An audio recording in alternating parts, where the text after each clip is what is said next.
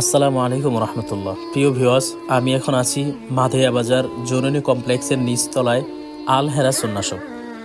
আল হেরা সুন্নাহ shop একটি Islamic চমৎকার collection নিয়ে এসেছে আপনাদের মাঝে।